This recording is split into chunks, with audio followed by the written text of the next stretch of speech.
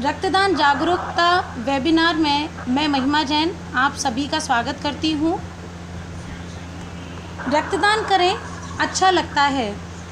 रक्तदान को लेकर यह विचार अक्सर हमारे मन में आता है। कुछ लोग इसके महत्व को समझते हुए समय समय पर रक्तदान कर भी देते हैं, लेकिन कई लोग इसकी इच्छा होते हुए भी रक्तदान नहीं कर पाते।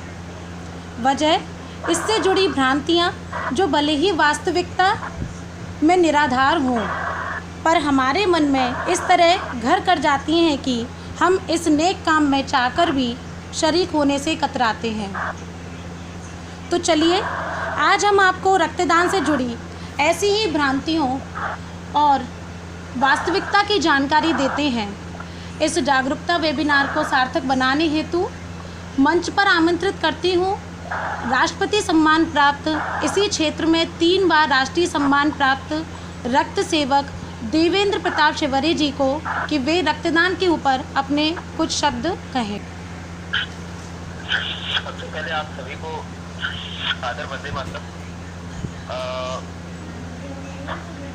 वनिता मंच द्वारा आयोजित आज का ये रक्त सेवा जागरूकता सेमिनार जो इस सम्मानीय मंच द्वारा आज आयोजित किया जा रहा है, मैं रक्त सेवक देवेंद्र शिवरे इस मंच के माध्यम से आप सभी सम्मानीय प्रियजनों का हृदय से अभिनंदन करता हूँ, स्वागत करता हूँ। आपका स्वागत है। जैसा कि हम सभी जानते हैं कि आज हम सभी लोग यहाँ एकत्रित हुए हैं रक्तदान के पुनीत सेवा कार्य के विषय में अपने आप सभी के बीच अपने विचार रखने के लिए और आप सभी से अत्यंत महत्वपूर्ण एवं मूल्यवान विचारों का आदान प्रदान करने के लिए एवं साथ ही आप सभी के हृदय में इस पुनीत रक्त सेवा कार्य के प्रति जो शंकाएं हैं, यदि कुछ किसी प्रकार की भ्रांतियां अगर आप सभी के हृदय में इस पुनीत सेवा कार्य से संबंधित अगर हैं, तो उनके यथासंभव समाधान का मैं आज इस मंच के माध्यम से पूर्ण प्रयास करूँगा। सबसे पहले मैं आप सभी को बता देना चाहता हूँ कि रक्तदान की जब बात आती है तो मुझे सिर्फ ये 2 लाइनें याद आती हैं कि रक्तदानी मौत को भी ढेर किया करते हैं और रक्तदान का सेवा कार्य सिर्फ शेयर किया करते हैं। ये 2 लाइनें हैं, आप सभी को मैं इन 2 लाइनों को समर्पित करता हूँ। बहुत अच्छे, बहुत बढ़िया। आप सभी का स्वागत करता हूँ, अभिनंदन करता हूँ। साथ ही मैं आप सभी को बता देना चाहता हूँ कि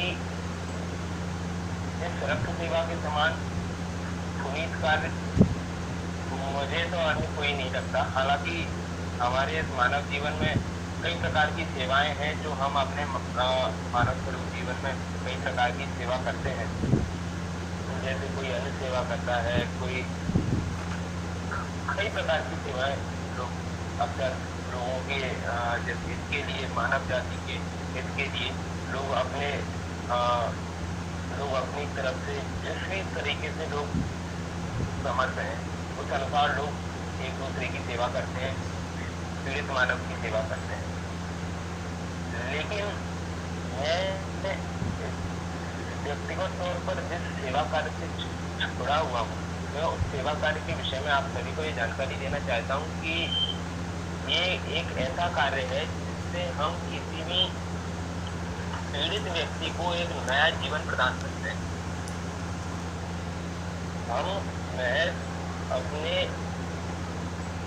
हम जो रक्तदान करते हैं उस 350 ml का वो जो हमारा रक्त है, उससे हम किसी ऐसे व्यक्ति का जीवन बचाने का प्रयास करते हैं जो कि कहीं ना कहीं हम रक्त के अभाव में जीवन और मौत के बीच में है। जूझ रहा होता है। और ये हम नहीं करते, ये कार्य ईश्वर करते हैं और हमें इसके लिए उन्होंने माध्यम स्वरूप चिन्हित किया है। ये हम सभी का निश्चित रूप से सौभाग्य है कि इस मानव जीवन में हमें इस प्रकार का सौभाग्य प्राप्त होता है ईश्वर की असीम अनुकंपा कि हम अपने सर्व प्रयासों से लोगों का जीवन बचा सकते हैं।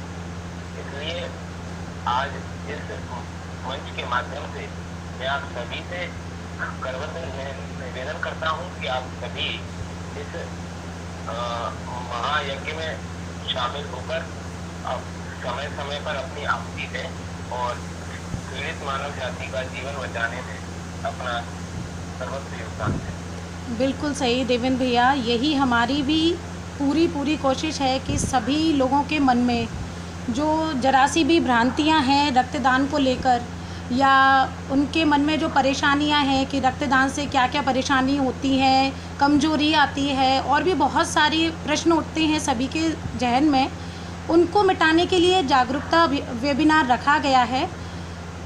कोरोना की वजह से हम सब एक साथ नहीं मिल सकते एक ही मंच पे, इसीलिए वेबिनार रखा गया है। तो आपकी बातों से मेरे को एक गाना याद आया जिसकी 2 पंक्तियां मैं आप सभी के सामने प्रस्तुत करना चाहती हूँ। इंसान का इंसान से हो भाईचारा, यही संदेश हमारा, यही संदेश हमारा।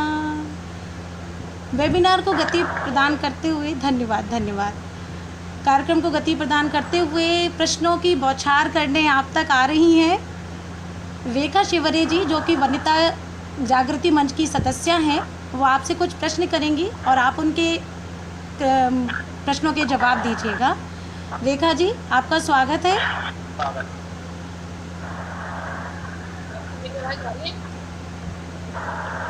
हेलो। सबसे पहले मैं स्वागत करना चाहती हूँ जो कि आज हमारे वनिता जागृति ग्रुप में आप आए। क्या रक्तदान से शरीर कमजोर हो जाता है, आयरन की कमी हो जाती है? ये कुछ भ्रांतियां हैं जिसकी वजह से लोग इस सेवा से बचना चाहते हैं। एक्चुअली ऐसा कहीं भी कुछ नहीं है। कुछ लोग हैं जिन्होंने अपने मन में कई एक प्रकार के विचार अपने हृदय में उन्होंने व्यक्त कर लिए हैं कि हमारे रक्तदान करने से हमारे शरीर में किसी प्रकार की कोई कमजोरी आती है। बल्कि मैं तो आपको ये बताना चाहूँगा कि इस सेवा कार्य से कहीं कोई कमजोरी नहीं आती, बल्कि हमारे इस सेवा कार्य से हमें कई प्रकार के लाभ होते हैं। जैसे कि हमें बीपी से रिलेटेड कभी कोई प्रॉब्लम नहीं होती, हमें कभी जैसे हार्ट अटैक से रिलेटेड कोई प्रॉब्लम नहीं होती, हमें हमेशा एक न्यू ब्लड हमारे अंदर सर्कुलेट होता रहता है। वो ब्लड जो हम डोनेट करते हैं, वो ब्लड कम से कम 24 घंटे के अंदर हमारे शरीर में पुनः हमारे शरीर में फिल्टर होकर के और द्वारा रिजनरेट हो जाता है। इसलिए हमारे ब्लड डोनेशन से कहीं कोई कमजोरी नहीं आती। क्या रक्तदान से क्या रक्तदान प्रक्रिया है?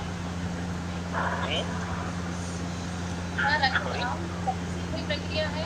आवाज आ रही है? क्या रक्तदान तकलीफ दे प्रक्रिया है? बिल्कुल भी नहीं।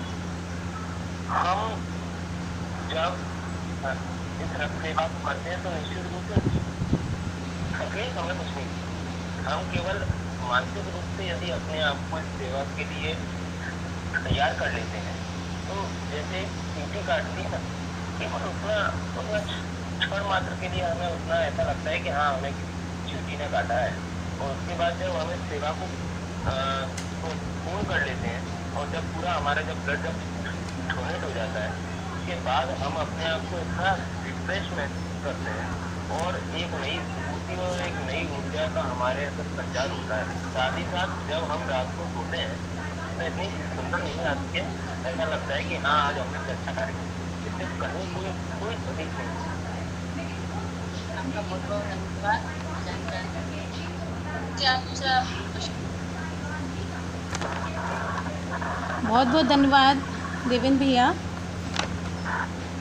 पल दो पल का काम है रक्तदान श्रीमान, पल दो पल का काम है रक्तदान श्रीमान, दिनचर्या में आएगा नहीं तनिक व्यवधान। इन्हीं पंक्तियों के साथ प्रश्नों को लेकर आ रही हैं भारती जैन जी, जो कि वनिता जागृति मंच की संस्थापिका हैं। स्वागत है आपका।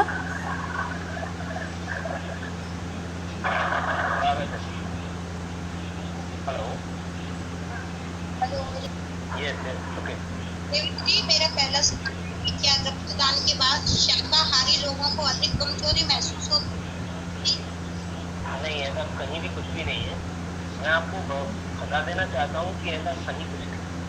रक्तदान करने के बाद सबसे पहली बात तो ये है कि हमारे शरीर में किसी प्रकार की कुछ कमजोरी आती है। हमारे जब रक्तदान करते हैं तो हम जो 350 ml के आसपास हम जो ब्लड डोनेट करते हैं वो हमारे शरीर में उसको पूरा ब्लड उपलब्ध होता है, उसका 15वां हिस्सा होता है। यानी कि हमारे शरीर में टोटल जितना जैसे ब्लड अवेलेबल है वो उसका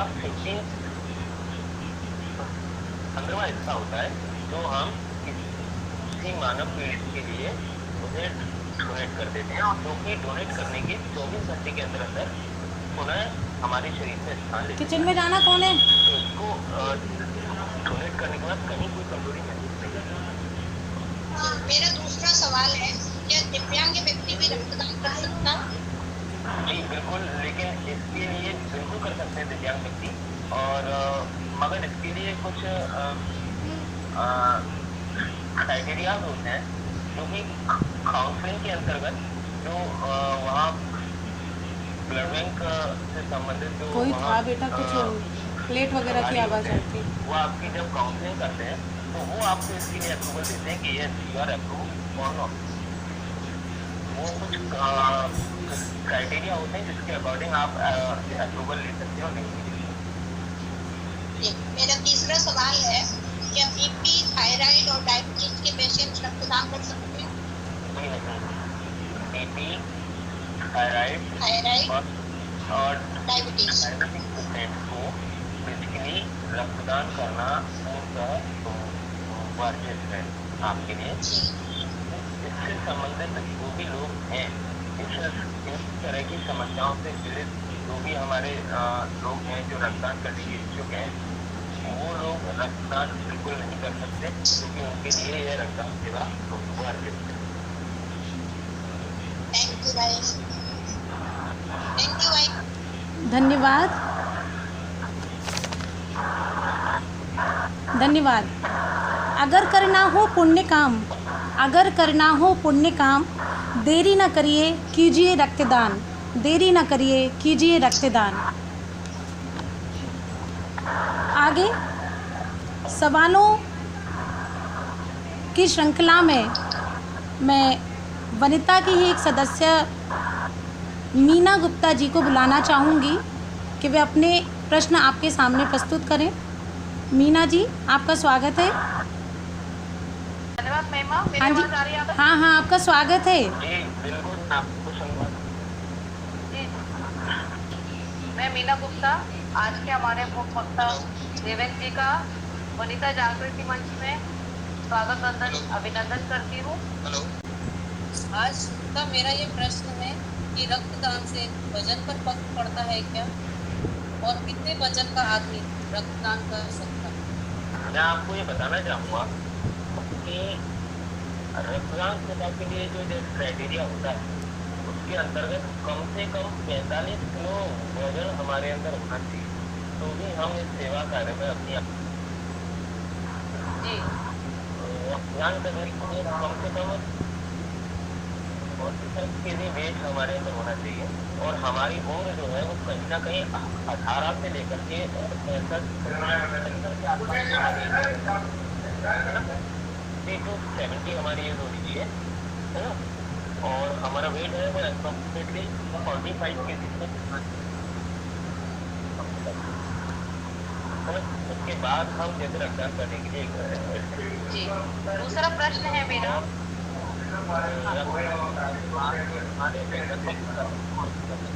नहीं है। जी। दूसरा प्रश्न मेरा है, गर्भवती महिला रक्तदान कर सकती है क्या? जी नहीं, गर्भवती महिला रक्तदान बिल्कुल नहीं कर सकती, उनके रक्तदान करना और लगभग लोग जब तक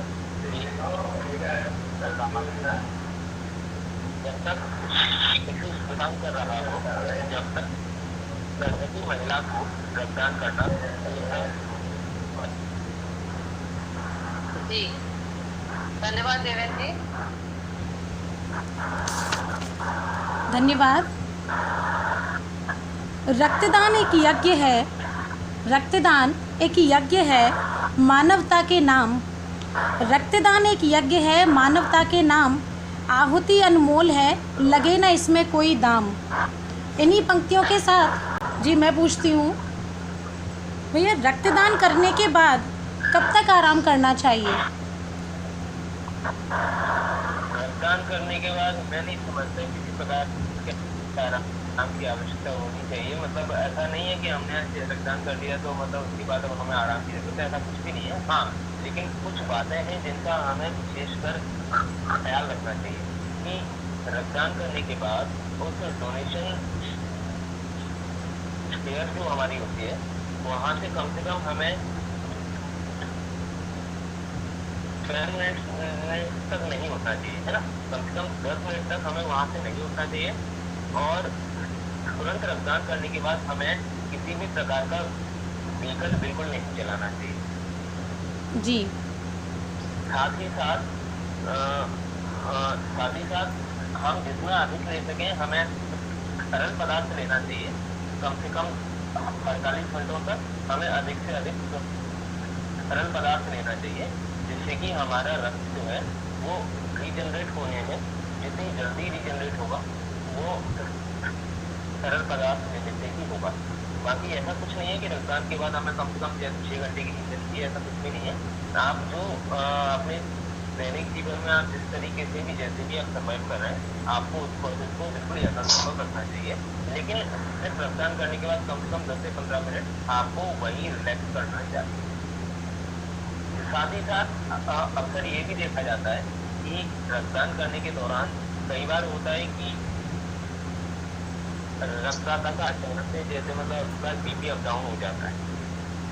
ऐसा भी कई बार देखा गया है कि रक्तदान करने के दौरान कई बार रक्तदाता का बीपी अप या डाउन हो जाता है।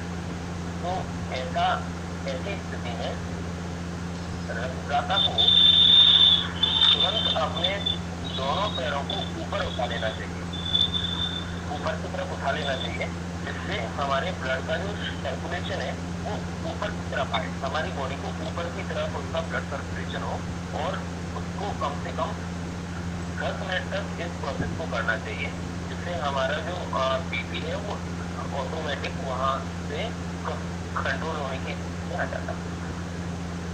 जी।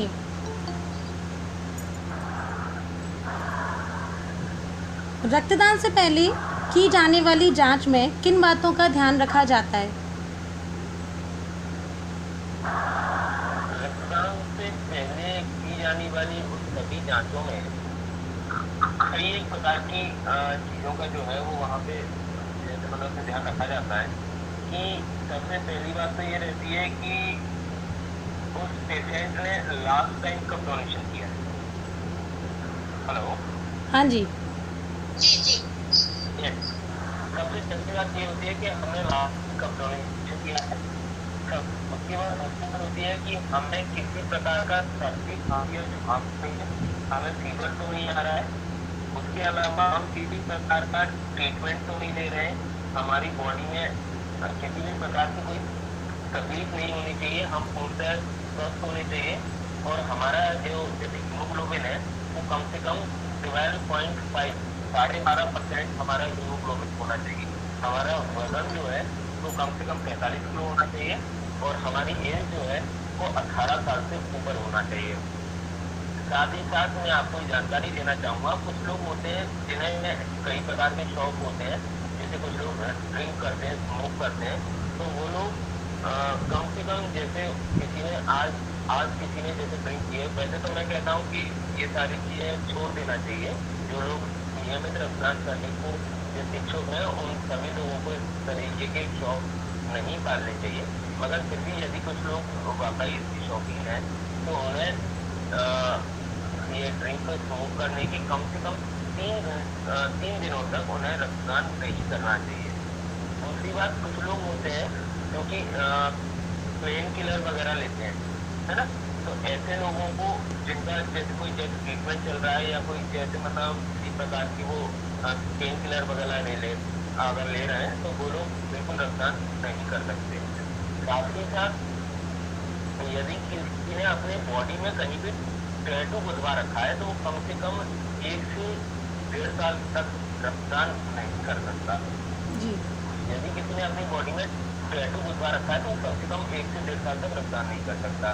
साथ ही अगर किसी को हेपेटाइटिस या HIV या किसी भी प्रकार की संक्रमित समस्या है, तो वो व्यक्ति का और रक्तदान नहीं कर सकता। जी। ठीक है। और साथ ही साथ यदि अगर किसी व्यक्ति को किसी कुत्ते ने काटा है या किसी सांप ने काट दिया या किसी बंदर ने उसको नाखून लगा दिया या ऐसा कुछ भी है, तो कम से कम 1 से 1.5 साल तक वो व्यक्ति रक्तदान नहीं कर सकता।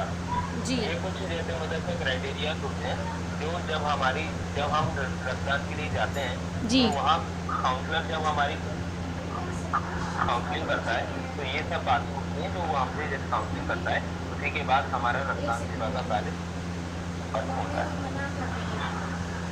जी, बहुत ही महत्वपूर्ण जानकारी आपने बताई। आप मुझे सुन पा रहे हैं? हाँ जी। हाँ, मिथिलेश आंटी जुड़ चुकी हैं क्या? मिथिलेश अग्रवाल जी, चलिए आगे बढ़ते हैं। हाँ जी। हाँ जी। हाँ जी, मिथिलेश आंटी, हाँ जी। अपने प्रश्न पूछें। नमस्कार आपका स्वागत है। जी, नमस्कार। हाँ, मैं मिथिलेश अग्रवाल जी। रक्तदान करने में कितना समय लगता है जी? हेलो। हाँ जी। हाँ, कितना समय? हाँ, रक्तदान करने में कितना समय लगता है? रक्तदान करने में समय तो कुछ भी नहीं लगता मैम, बस आप जाइए, आपकी जैसे जस्ट आपकी काउंसलिंग होगी और काउंसलिंग के बाद आपके कुछ टेस्ट होते हैं जी। जो आपका ब्लड सैंपल लिया जाता है, उस सैंपल में से आपके कुछ ये टेस्ट होते हैं कि आपको किसी प्रकार की कोई संक्रमित बीमारी तो नहीं है। अगर वो उसमें टेस्ट आपके नेगेटिव आते हैं, तो आप तुरंत आप उस डोनेशन व्हील चेयर पर जा सकती हैं और विद इन 5 मिनट आपका डोनेशन जो है वो कंप्लीट हो जाता है, विद इन 5 मिनट। जी, धन्यवाद। एक दूसरा प्रश्न और है मेरा, रक्तदान करने से बीपी स्थिर नहीं रहता क्या? नहीं, ऐसा कुछ भी नहीं है। मैं तो कहता हूँ कि यदि अगर किसी को बीपी से रिलेटेड कोई प्रॉब्लम है और यदि शुगर है, यदि अगर उसे ब्लड प्रेशर, शुगर है ना, और अगर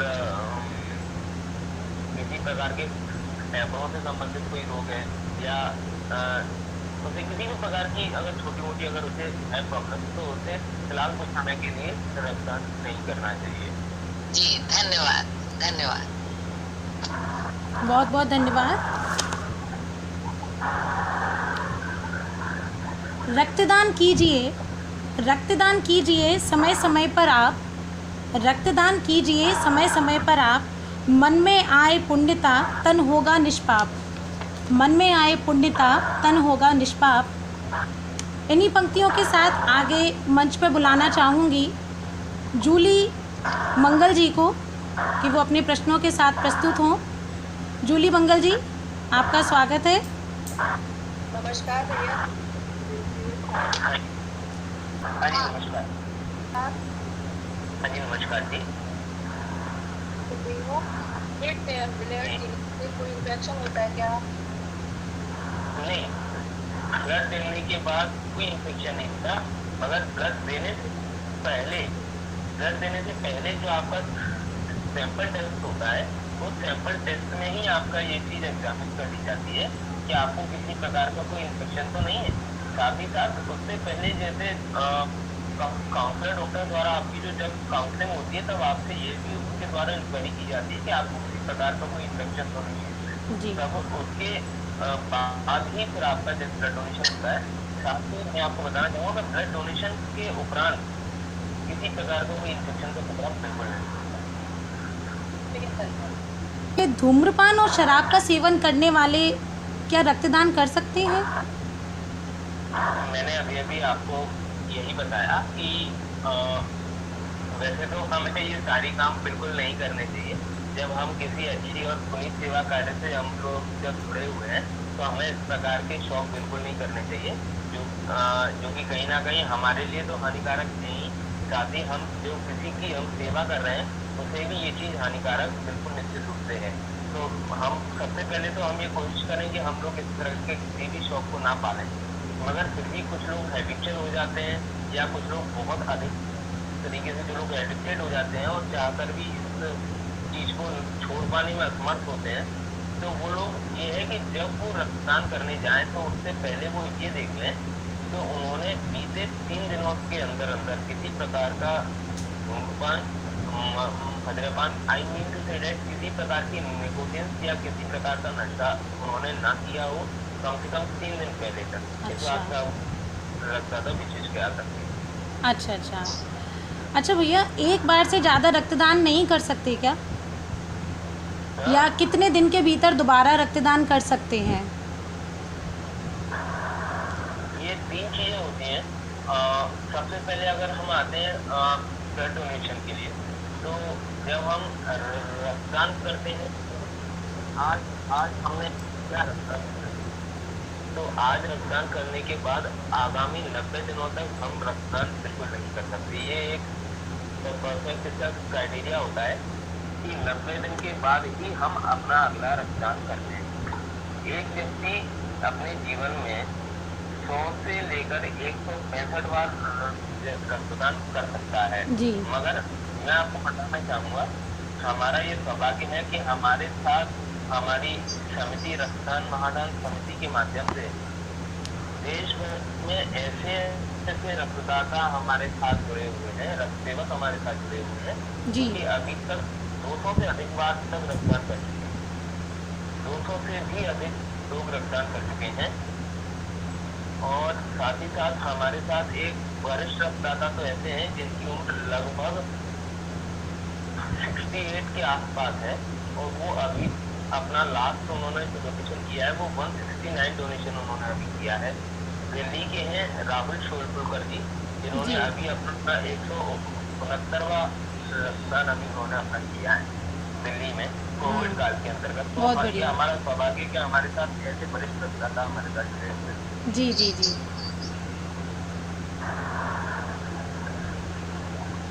अच्छा भैया, रक्तदान करने से क्या टेंशन होती है या तनाव जैसी कोई स्थिति उत्पन्न होती है? नहीं नहीं, बिल्कुल नहीं। हाँ, एक जरूर तनाव ये जरूर होता है कि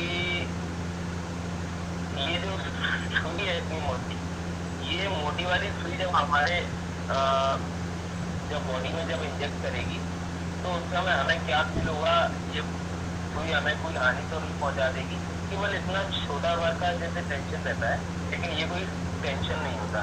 ये केवल मैंने अभी बताया जैसे कि आपको सिर्फ एक ऐसा एहसास होता है कि हमें अभी किसी ने काटा है, बस। रक्तदान करने के बाद किसी प्रकार की कोई टेंशन या तनाव क्रिएट नहीं होता, बल्कि मैं तो कहता हूँ कि बहुत अच्छी नींद आती है और रात में सोते समय इतना सुकून होता है कि हाँ आज हमने कोई अच्छा काम किया है, आज बहुत अच्छा काम किया है। अच्छा भैया, एक साल में हम कितनी बार कर सकते हैं रक्तदान? एक साल में हम, जैसा कि मैंने आपको बताया कि हम हर 3 महीने में एक नियमित रक्तदाता मतलब 4 बार कर सकते हैं। लेकिन इसमें भी 2 क्राइटेरिया हैं जी। सबसे पहले मैं आपको बताना चाहूँगा कि पुरुष हर 3 महीने में रक्तदान करें और महिलाएं जो है वो चूँकि वो जैसे एनीमिक होती हैं तो एनीमिक होने की वजह से उनका क्राइटेरिया ये है कि वो हर 4 महीने में रक्तदान कर सकती हैं। तो इसके मुताबिक साल में 4 बार पुरुष और 3 बार महिला जो है वो जैसे अपना रक्तदान कर सकती है। जी। हेलो देवेन जी, एक जी। क्वेश्चन आ रहा है नीता जैन जी की तरफ से कि पहली बार रखने में कोई नियम होता है क्या? नहीं, किसी प्रकार का कोई नियम नहीं होता, बस वही नियम है जो मैंने अभी अभी आपको जो बताया कि हमारे अंदर किसी प्रकार की शारीरिक तकलीफ या समस्या नहीं होनी चाहिए और हम लोग अपनी बॉडी को बिल्कुल एकदम फिट रखे हुए हैं। हमारा वेट जो है, महिलाओं का वेट 45 और पुरुषों का वेट जो है वो लगभग 50 केजी होना चाहिए।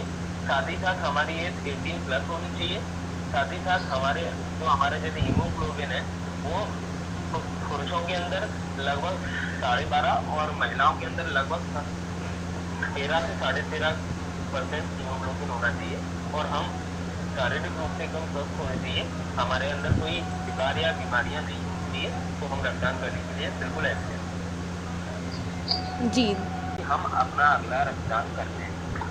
एक व्यक्ति अपने जीवन में 100 से लेकर 165 बार रक्तदान कर सकता है। जी। मगर मैं आपको बताना चाहूँगा, हमारा ये सौभाग्य है कि हमारे साथ हमारी समिति रक्तदान महादान समिति के माध्यम से देश भर में ऐसे रक्तदाता हमारे साथ जुड़े हुए हैं, रक्त सेवक हमारे साथ जुड़े हुए हैं जी। कि अभी तक 200 से अधिक बार तक रक्तदान कर चुके हैं।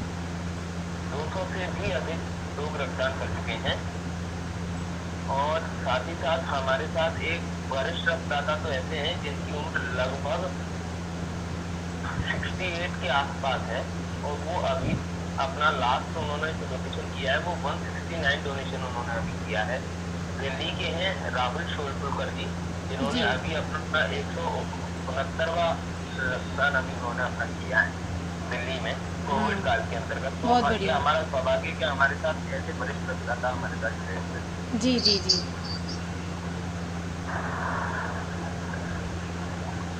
अच्छा भैया, रक्तदान करने से क्या टेंशन होती है या तनाव जैसी कोई स्थिति उत्पन्न होती है? नहीं नहीं, बिल्कुल नहीं। हाँ, एक जरूर तनाव ये जरूर होता है कि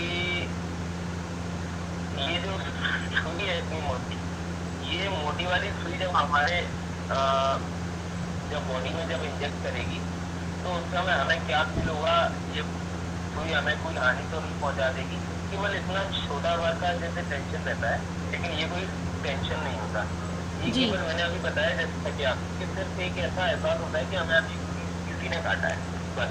रक्तदान करने के बाद किसी प्रकार की कोई टेंशन या तनाव क्रिएट नहीं होता, बल्कि मैं तो कहता हूँ कि बहुत अच्छी नींद आती है और रात में सोते समय इतना सुकून होता है कि हाँ, आज हमने कोई अच्छा काम किया है, आज जी। बहुत अच्छा काम किया है। अच्छा भैया, एक साल में हम कितनी बार कर सकते हैं रक्तदान? एक साल में हम, जैसा कि अभी मैंने आपको बताया कि हम हर 3 महीने में एक नियमित रक्तदाता मतलब 4 बार कर सकते हैं। रक्तदान कर सकते हैं। लेकिन इसमें भी 2 क्राइटेरिया हैं। जी। सबसे पहले मैं आपको बताना चाहूँगा कि पुरुष हर 3 महीने में रक्तदान करें और महिलाएं जो है वो, चूंकि वो जैसे एनीमिक होती हैं, तो एनीमिक होने की वजह से उनका क्राइटेरिया ये है कि वो हर 4 महीने में रक्तदान कर सकती है। तो जी। इसके मुताबिक साल में 4 बार पुरुष और 3 बार महिला जो है वो जैसे अपना रक्तदान कर सकती है। जी। हेलो देवेन जी, एक जी। क्वेश्चन आ रहा है नीता जैन जी की तरफ से कि पहली बार रखने में कोई नियम होता है क्या? नहीं, किसी प्रकार का कोई नियम नहीं होता, बस वही नियम है जो मैंने अभी अभी आपको जो बताया कि हमारे अंदर किसी प्रकार की शारीरिक तकलीफ या समस्या नहीं होनी चाहिए और हम लोग अपनी बॉडी को बिल्कुल एकदम फिट रखे हुए हैं। हमारा वेट जो है, महिलाओं का वेट 45 और पुरुषों का वेट जो है वो लगभग 50 केजी होना चाहिए। साथ ही साथ हमारी एज 18 प्लस होनी चाहिए।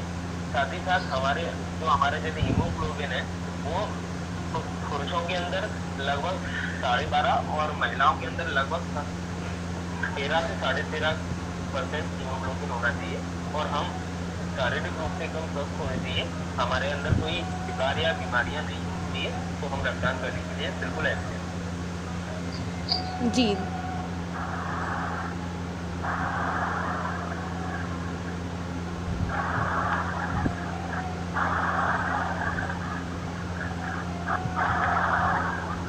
एक अत्यंत महत्वपूर्ण जानकारी जो मैं आप सभी को इस मंच के माध्यम से साझा करूंगा।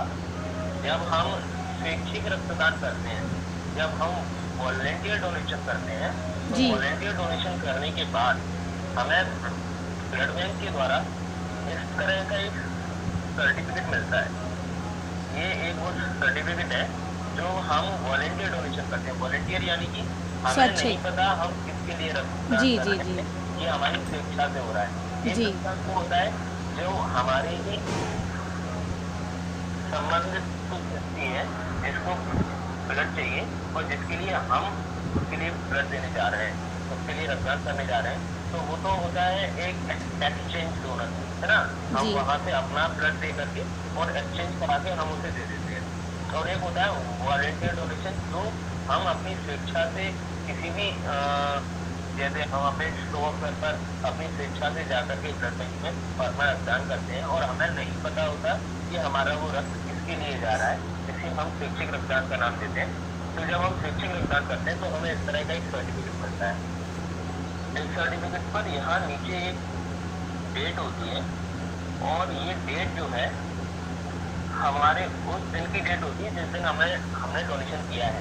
जी। और इस डेट से 1 साल तक ये सर्टिफिकेट वैलिड रहता है, जिसके बिहाफ पर हम आगामी 1 साल के अंदर कभी भी ब्लड बैंक से 1 यूनिट रक्त अपने किसी भी संबंधित व्यक्ति को दिलवा सकते हैं। जी जी, बहुत अच्छी आपने जानकारी दी। जी, जी। हमें ब्लड बैंक को किसी भी प्रकार के एक्सचेंज देने की आवश्यकता नहीं है। जी। अच्छा भैया, ब्लड डोनेट करने वाले व्यक्ति के शरीर में जो हीमोग्लोबिन और प्लेटलेट्स का स्तर कितना होना चाहिए? हाँ, मैं आपको बताता हूँ कि हीमोग्लोबिन जो है वो कम से कम 12.5% तो होना ही चाहिए। जी। 12.5 ग्राम हीमोग्लोबिन लगभग होना चाहिए ब्लड डोनेटर को। और साथ ही साथ उसकी जो प्लेटलेट कम है वो एटलीस्ट 1.5 लाख 1.5 लाख उसकी जो प्लेटलेट काउंट है वो होना चाहिए कम से कम मिनिमम। जो है ब्लड डोनेट। जब हम रक्तदान करते हैं तो क्या हीमोग्लोबिन डाउन हो जाता है, नीचे चला जाता है? नहीं, बिल्कुल ऐसा नहीं है। हमारे ऐसा बिल्कुल नहीं है, ऐसा कुछ भी नहीं है। ये हमारे मन की एक सोच है, मन की एक भ्रांति है, जबकि ऐसा कुछ भी नहीं है। रक्तदान से किसी प्रकार का हमें कोई हानि नहीं होती, बल्कि सभी लाभ ही लाभ होते हैं और हमारे हीमोग्लोबिन को उससे किसी प्रकार की कोई क्षति जो है वो महसूस नहीं होती। रक्तदान करने से इम्यूनी सिस्टम, जिसे अपन रोग प्रतिरोधक क्षमता बोलते हैं, क्या वो उसमें भी कमी आती है? नहीं, बल्कि इम्यूनिटी तो इससे बहुत स्ट्रांग होती है। रक्तदान करने से इम्यूनिटी इसलिए स्ट्रांग होती है क्योंकि जो हमारा ब्लड जो हम डोनेट करते हैं उस ब्लड डोनेशन के माध्यम से हमारे शरीर के कई सारे जो रोग दोष और विकार हैं वो हमारे ब्लड डोनेशन के माध्यम से कहीं बाहर निकल जाते हैं या मतलब हमारे शरीर से दूर हो जाते हैं। और जब एक नया ब्लड हमारे अंदर रीजनरेट होता है तो वो ब्लड अपने साथ एक नई एनर्जी, एक स्फूर्ति और एक ऊर्जा लेकर आता है, जिससे हमारे शरीर को कई सारे लाभ होते हैं। जी। रक्तदान करने के बाद भैया, जैसे आपने बताया कि जूस वगैरह पीना चाहिए, अगर किसी को जैसे सर्दी खांसी है या फिर है ना ऐसे बोलते हैं ना कोल्ड एंड कफ हो गया है नॉर्मली, तो क्या वो उस टाइमिंग में रक्तदान कर सकता है? नहीं, बिल्कुल नहीं। मैंने अभी आपको बताया जैसा कि हमें जब कोल्ड है या फीवर है या किसी भी प्रकार का शारीरिक कोई हमें कोई तकलीफ है तो बिल्कुल ये रक्तदान सेवा हम बिल्कुल नहीं कर सकते उस समय, जब तक हम पूर्णतः स्वस्थ ना हो। जी। और यदि अगर हम किसी प्रकार का ट्रीटमेंट ले रहे हैं, कोई दवाइयाँ ले रहे हैं, कोई मेडिसिन ले रहे हैं, तो कम से कम 2 से 3 महीने तक हम बिल्कुल रक्तदान ना करें। अच्छा भैया, रक्तदान और जो प्लेटलेट्स या प्लाज्मा जो डोनेशन होता है, इनमें अंतर क्या है? प्लाज्मा दान किया जाता मैं है। आपको बताता हूँ। हाँ जी।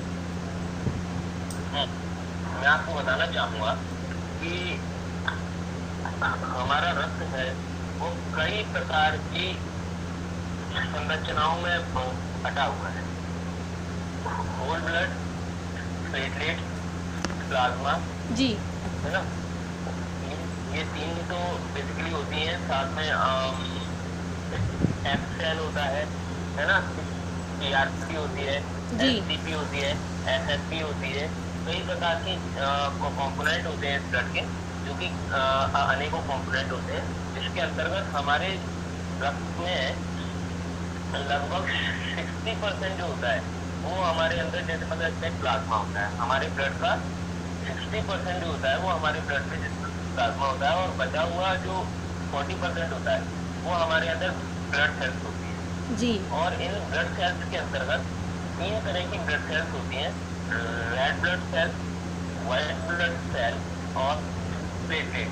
जी ये 3 तरह की इसमें प्लेटलेट्स होती है। साथ ही साथ जो हमारा प्लाज्मा होता है, उस प्लाज्मा में लगभग 90% तो उसमें वाटर होता है, पानी होता है, और 10% जो होता है उसमें वो हमारा उसमें कोई कंपोनेंट होता है, वो होता है उसमें, है ना, जो कि लगभग जैसे 10% होता है। जी। तो अभी आपका प्रश्न क्या था? जो रक्तदान होता है, प्लेटलेट्स दान की जाती हैं या प्लाज्मा का दान किया जाता है, इनमें अंतर क्या होता है? मतलब मैं ये पूछना चाहती हूँ कि जैसे अपन रक्तदान कर रहे हैं, रक्तदान कर रहे हैं, तो क्या उसी में ही प्लाज्मा और प्लेटलेट्स का ले लिया जाता है, या प्लेटलेट्स या प्लाज्मा हम अलग से दान कर सकते हैं? ऐसा कोई पॉसिबिलिटीज़ है? बिल्कुल बिल्कुल, मैं आपको बताना चाहूँगा जी कि हमारे जब हम रक्तदान करते हैं तो रक्तदान हमारे रक्त के अंदर ही जो सारी चीज़ें होती हैं, जैसे प्लेटलेट्स और प्लाज्मा और जैसे सेल, को हमारे रक्त के साथ ही जैसे हो जाता है दान। लेकिन अगर हम चाहें तो हमारा जैसे प्लेटलेट्स हम अलग से दान कर सकते हैं और जैसे प्लाज्मा हम अलग से दान कर सकते हैं। जी। अगर ये चूँकि कॉम्पोनेंट सेपरेशन की जो एक मशीन होती है जी ब्लड ट्रांसफ्यूजन की, वो मशीन हमारे यहाँ मुरैना में उपलब्ध नहीं है। ये मशीन ग्वालियर, झांसी, आगरा और धौलपुर सहित अन्य कई जगह जैसे दिल्ली है, इंदौर है, लगभग हर जगह ये मशीन जो है वो उपलब्ध है। लेकिन हमारे मुरैना में ये मशीन उपलब्ध नहीं है। जी इसलिए हमारे यहाँ जब अपना ब्लड डोनेशन करते हैं तो यहाँ हम सिर्फ होल ब्लड ही डोनेशन कर पाते हैं। जी। जब हम ग्वालियर जाते हैं तो वहाँ हमारा प्लाज्मा या प्लेटलेट भी हम अलग से दान कर सकते हैं। और होल ब्लड दान करने में कम से कम जैसे 90 दिनों का अंतराल होना चाहिए। जी और जब हम प्लेटलेट या जैसे प्लाज्मा डोनेट करते हैं तो वो हम 1 हफ्ते के बाद अगले हफ्ते जैसे हम अपना प्लेटलेट या प्लाज्मा जो है वो डोनेट कर सकते हैं। जी जी जी। अच्छा, एक कोरोना, साथ ही साथ एक महत्वपूर्ण जानकारी, हाँ जी हाँ जी, साथ ही साथ एक महत्वपूर्ण जानकारी ये भी है कि आज हम यदि किसी छोटे से बच्चे के लिए जिसकी उम्र लगभग जैसे 5 साल से कम है, जी तो उसके लिए जब हम अपना ब्लड डोनेट करते हैं तो कम से कम जैसे 100 to 150 ml उसके लिए जैसे ब्लड लगता है। वो उसमें जैसे कम्प्लीटली 1 यूनिट कम्प्लीट नहीं लगता। 1 यूनिट में हमारा 350 ब्लड होता है, 350 ml, वो यहाँ से कम्प्लीट नहीं होता। तो ऐसी कंडीशन में यदि अगर हम 100 या 150 ml ब्लड डोनेट कर रहे हैं तो उसके हफ्ते भर के अंदर हम वापस अपना बचा हुआ जो जैसे 200 ml जो ब्लड है वो हम हफ्ते भर के बाद वापस डोनेट कर सकते हैं। जी। अच्छा भैया, जैसे अभी कोरोना चल रहा है, जो कोरोना के पेशेंट्स हैं उनका अभी सुनने में आ रहा है कि वो उनको प्लाज्मा चढ़ाकर, जिनको कोरोना ऑलरेडी हो चुका है तो उनके क्या, हाँ, उनके प्लाज्मा थेरेपी दी जा रही है। तो उसके बारे में थोड़ा सा प्रकाश डालें कि ये प्लाज्मा थेरेपी है क्या, और सिर्फ जिनको कोरोना हो चुका है उन्हीं के अंदर ये प्लाज्मा क्यों है, तो इस पर थोड़ा सा आप प्रकाश डालें। मैं आपको बताना चाहूँगा इसकी खोज जो है बेसिकली दिल्ली में इसका सबसे पहले वो किया गया है, जी। ना, इसके इन्वेंशन किया गया है। इसके बारे में न सिर्फ दिल्ली में रिसर्च किया गया बल्कि वो रिसर्च जो है वो काफ़ी हद तक सक्सेसफुल है। जी और जी जिसके अंतर्गत जो जो भी कोविड पेशेंट जब ठीक हो जाता है, जब रिकवर हो जाता है, तो उसकी बॉडी में कुछ जैसे एंटीबॉडी प्लाज्मा जो है वो जनरेट हो जाता है। जी। वो जो एंटीबॉडी प्लाज्मा है वो जब किसी कोविड पॉजिटिव पेशेंट को जब वो एंटीबॉडी प्लाज्मा चढ़ाया जाता है जी। तो वो उसकी रिकवरी में जो है वो जैसे बहुत जल्दी इजीली ग्रोथ करता है और वो कोविड पेशेंट इजीली रिकवर हो जाता है। साथ ही साथ ये जनरली हर किसी के साथ जैसे प्लाज्मा थेरेपी नहीं होती। जो कोविड पेशेंट बहुत जैसे हाई रेट पर हैं और हाई रिस्क पर हैं, उन्हीं जी। के साथ ये जैसे प्लाज्मा थेरेपी जो है वो जैसे यूज की जाती है। जी। अच्छा, कुछ आजकल और इसके लिए सबसे महत्वपूर्ण ये है हाँ जी। कि वो जो जैसे कोविड पेशेंट जो जैसे ठीक हुआ है जी। वो कम से कम 14 दिन तो उसे जैसे क्वारंटाइन होना चाहिए, मतलब जो जैसे आइसोलेट होना चाहिए जी। 14 दिन। और उसके जब वो ठीक हो चुका है, जब उसकी रिपोर्ट नेगेटिव आ गई है, जी। उसके कम से कम 14 दिन बाद ही वो इस चीज के लिए एलिजिबल है कि वो अपना एंटीबॉडी प्लाज्मा किसी कोविड पेशेंट के लिए जैसे डोनेट कर सकता है। जी भैया, एक चीज़ और, आजकल यंगस्टर्स में बड़ा लगभग 28 हाँ जी, आजकल जो यंगस्टर्स में बड़ा क्रेज़ है कि टैटू गुदवाने का, जो परमानेंट टैटू बनवाया जाता है, तो क्या टैटू बनवाने के बाद भी ब्लड डोनेट कर सकते हैं? बिल्कुल बिल्कुल नहीं, बिल्कुल नहीं, बिल्कुल नहीं। टैटू गुदवाने के बाद बिल्कुल ब्लड डोनेट बिल्कुल नहीं कर सकते। और मैं तो कहता हूँ कम से कम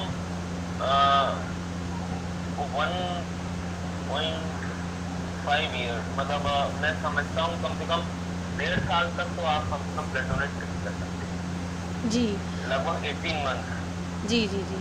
you are not applicable donate your blood, you are not approved. Okay okay. अच्छा। हाँ जी बताइए।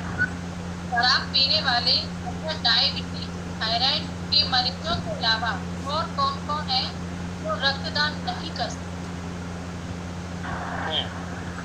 जिन लोगों को हेपेटाइटिस है जी। ना, या किसी भी प्रकार का जैसे उन लोगों को जैसे एड्स है ना, HIV है, या किसी भी प्रकार की संक्रमित बीमारी है, जी। या हम यूँ कहें कि उसको अगर छींक आ रही है, या उसे अगर कोल्ड हो गया है, या उसे अगर खांसी हो रही है, या उसे फीवर है, तो वो लोग बिल्कुल ब्लड डोनेट नहीं कर सकते। जिनको किसी कुत्ते ने खाया हुआ है या बंदर या सांप ने खा लिया है, वो जी। लोग भी कम से कम 1.5 साल तक ब्लड डोनेट नहीं कर सकते। जिन्होंने अपने अंदर जैसे टैटू गुदवा रखा है वो कम से कम 1.5 साल तक ब्लड डोनेट नहीं कर सकते। जिनका कोई ट्रीटमेंट चल रहा है वो कम से कम जैसे 3 से 6 महीने तक ब्लड डोनेट नहीं कर सकते। और साथ ही साथ जिन्हें थायराइड, बीपी या डायबिटिक्स हैं, वो लोग बिल्कुल आजीवन जैसे ब्लड डोनेट नहीं कर सकते जब तक वो पूरी तरह ठीक ना हो जाए। जी जी जी। नहीं, कई अभी लोगों से मेरी बात हुई थी जिनको थायराइड है, उन्होंने कहा कि हमने अपना थायराइड कंट्रोल कर रखा है, इसीलिए हम ब्लड डोनेट करने जाते हैं। तो क्या ये पॉसिबल है? हाँ बिल्कुल ऐसा संभव है। हमारे बीच हमारे ही शहर से एक रक्त सेविका जो हमारी रक्तदान महादान समिति की महिला जिला प्रभारी हैं, एवं साथ ही हमारे मुरैना जिले में संचालित एक रक्तदानी संगठन जो है रक्त क्रांति संगठन, जी। उसकी महिला प्रदेश प्रभारी हैं श्रीमती हेमा अग्रवाल जी, जिन्हें कुछ समय पूर्व थायराइड की समस्या थी, मगर अब वो पूरी तरह स्वस्थ हैं। तो जी। वो नियमित रूप से हर 3 महीने का रक्तदान करती है। जी। और साथ ही साथ लोगों को जैसे प्रोत्साहित भी करती है इस सेवा का देखती है कि आप नियमित रूप से रक्तदान कीजिए। जी। बहुत बहुत धन्यवाद। देवेंद्र भाई संयोग से तो मेरे ग्रुप की भी सदस्य हैं। जी। टेक्नोलॉजी के लिए तक हाँ, वनिता जागृति की भी सदस्य हैं।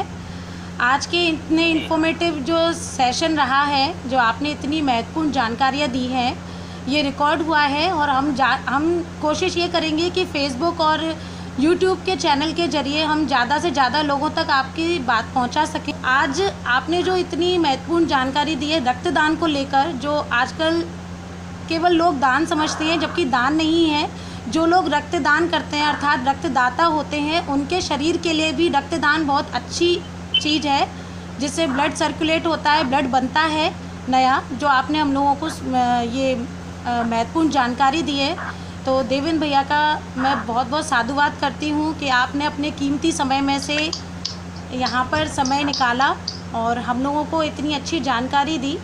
और हम कोशिश करेंगे कि हमारे द्वारा रक्तदान ज़्यादा से ज़्यादा किया जाए, और जिन लोगों को भ्रम है या डर लगता है, जैसा कि बताया था मैंने आपको पहले भी, तो वो अपने डर को, भ्रम को भगा सकें। तो आगे के लिए मैं धन्यवाद कहना चाहूँगी। बहुत बहुत धन्यवाद पूरी वनिता टीम की तरफ से, बहुत बहुत धन्यवाद। शादी साहब ने एक अत्यंत महत्वपूर्ण जानकारी को मैं अभी सभी के बीच साझा करना अभी भूल गया हूँ। जी। यूँ है कि मुझे अवसर नहीं मिला, तो मैं एक बहुत महत्वपूर्ण जानकारी और आप सभी के बीच साझा कर दूँ। जी बताएं। कुछ ऐसे रोग होते हैं जिनका नाम है थैलीसीमिया, हीमोफीलिया, एप्लास्टिक एनीमिया, है ना। ये कुछ ऐसे रोग होते हैं जो कि क्षण के साथ हमारे साथ होते हैं, ये रोग, है ना।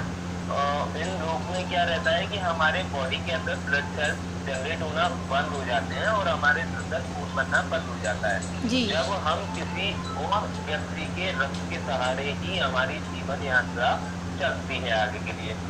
मैं आपको याद दिलाना चाहूँगा, एक अक्षय कुमार जी की पुरानी फिल्म है दोस्ती, है ना। अक्षय कुमार और बॉबी देओल की एक फिल्म है। सारे सवाल पूछ तो लिए। अक्षय कुमार को जो है एक किसी प्रकार की कोई जैसे प्रॉब्लम होती है और उसके अंदर जो है वो ब्लड सेल्स बनना बंद हो जाती है। जी अनीता जी स्वागत है।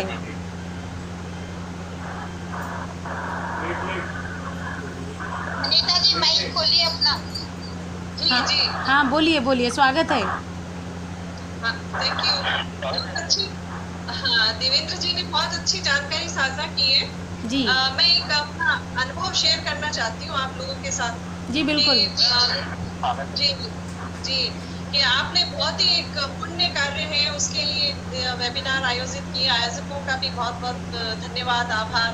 और आपने भी बहुत ही अच्छी जानकारी है वो साझा की है हम सबके साथ। मैं इसकी भुगत भोगी हूँ और मैं आज जो जीवित हूँ वो किसी के रक्तदान की वजह से ही हूँ। तो मैं हमेशा हर पल मतलब अपने जीवन को ये मानकर चलती हूँ कि काश मैं है वो रक्तदान कर पाती।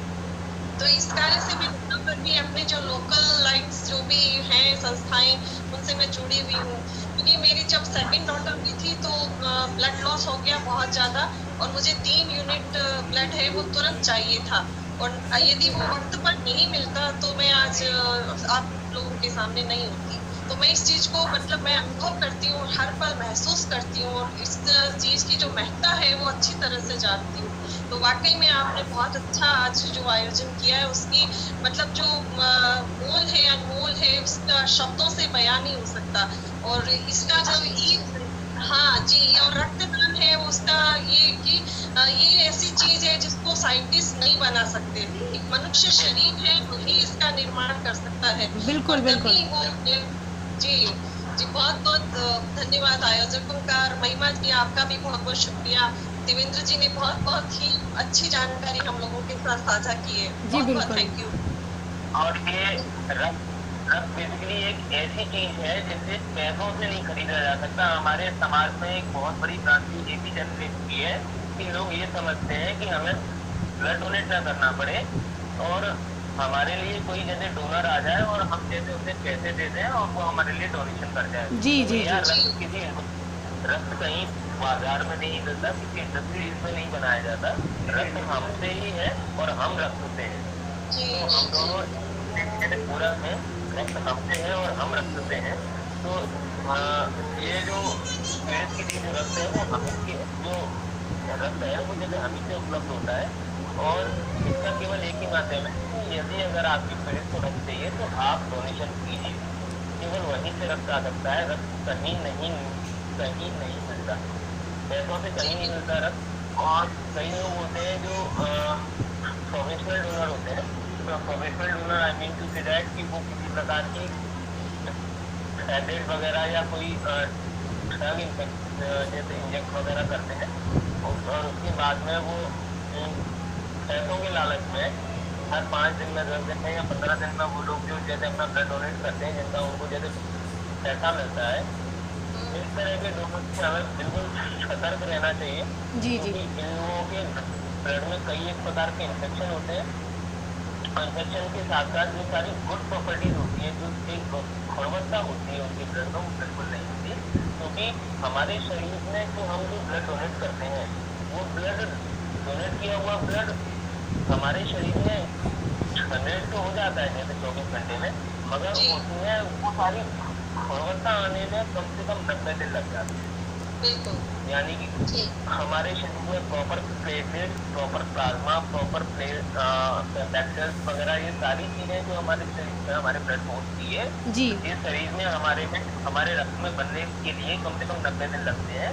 इसके बाद हम ब्लड डोनेट करें तो वो ब्लड हमारा किसी के लिए फायदेमंद होगा निश्चित रूप से। लेकिन कुछ लोग क्या करते हैं, जिन्हें पैसों का लालच होता है, तो वो अपने ब्लड को एक ही बार में जैसे 2-3 बार डोनेट कराते हैं। बहुत ओल्ड फिल्म है, जैसे इसका नाम है अवतार। उस अवतार फिल्म में हाँ सचिन को जब ब्लड की आवश्यकता होती है, तो वो एक ही दिन में अपना दोनों हाथों से वो अपना ब्लड डोनेट करता है और दोनों बार उसको जैसे पैसा मिलता है। तो उस तरीके से हमें बिल्कुल कभी नहीं करना चाहिए। और ये ब्लड तो इतनी अमूल्य वस्तु है, ये केवल हमारा रक्त नहीं होता, ये रक्त किसी का जीवन है। इस रक्त पर हमारा अपना कोई अधिकार नहीं होता, ये किसी और के लिए होता है हमेशा। ये लोगों का जीवन बचाता है। इसके लिए हमें किसी प्रकार का मूल्य किसी से कभी नहीं लेना चाहिए, बल्कि जितना हम इसके लिए कर सकें हमें उतना लोगों के लिए जैसे करते रहना चाहिए। बल्कि हमें इसके लिए कभी किसी बात की अपेक्षा नहीं करनी चाहिए लोगों से। आज हमें तुम्हारे लिए ये करनी है, तो इसके अपेक्षित में आप हमें किसी प्रकार का कोई लाभ प्रदान करें। ये सेवा हमेशा स्वैच्छिक रहती है और निस्वार्थ होनी चाहिए, जब इस सेवा का जैसे फलदाभ हमें प्राप्त हो सकता है। जी देवेंद्र भाई, बहुत अच्छा काम। देवेंद्र भैया, एक क्वेश्चन और पूछना चाहूंगी। जी जी जी। अगर कोई ये कहता है कि आप हमें इतना रुपए दे दीजिए और हम आपको ब्लड दिलवा देंगे, तो बिल्कुल उसे 1 रुपए देने की जरूरत नहीं है। आप किसी भी प्रकार के ऐसे छलावे में बिल्कुल ना आए, क्योंकि वो ब्लड आपको इंस्टेंट मिलेगा। हमारे मुरैना में ही एक ब्लड बैंक है जैसे प्राइवेट रूप से संचालित हो रहा है, वहाँ इस तरह के काम होते हैं, है ना। जिंदल ब्लड बैंक है, वहाँ कई सारे जैसे प्रोफेशनल डोनर आते हैं और अपना ब्लड जो है वो तकरीबन 5-5, 10 दिन में वो अपना ब्लड डोनेट करके जाते हैं। इसका कोई मूल्य नहीं मिलता, वो किसी को छड़ाने योग्य नहीं। और जी कोई देवेंद्र जी, मैं एक बात और जोड़ना चाहूंगी कि इसमें ये है कि जैसे जन जागृति की आवश्यकता है। ये लोग हैं वो रक्तदान करने के लिए हिचकते हैं, डरते हैं, जैसे क्योंकि इतने सारे हमें लोग दिखाई देते हैं लेकिन कोई भी स्वस्थ दिखाई देते हैं, लेकिन कोई यदि रक्तदान की बात आती है तो सब पीछे खसक जाते हैं। तो ये मतलब इसके लिए हमें जैसे ये संस्था है, इस तरह के वेबिनार्स होते हैं या फिर जैसे इस तरह की हम लोग भी जैसे इस तरह के प्रोग्राम्स करते हैं अवेयरनेस के, तो उसमें ये जागृति लाने की जरूरत है। मुझे ऐसा लगता है, आप बहुत सही कह रहे हैं कि अनमोल वस्तु है, हमें खरीदारी वो अलग चीज हो गई, लेकिन जो स्वस्थ यदि नहीं देते हैं तो फिर उस ऑप्शन को ऑप्ट करना पड़ता है लोगों को। तो वो चीज है कि हमें जन जागृति लानी पड़ेगी। देवेंद्र भैया, एक क्वेश्चन और पूछना है जी, एक क्वेश्चन और पूछना चाहती हूँ। आप एक चीज़ पर और, हाँ, एक चीज़ पर और बताइए कि कौन सा ऐसा ब्लड ग्रुप है जो सभी ब्लड ग्रुप वालों को दान कर सकता है अपना ब्लड?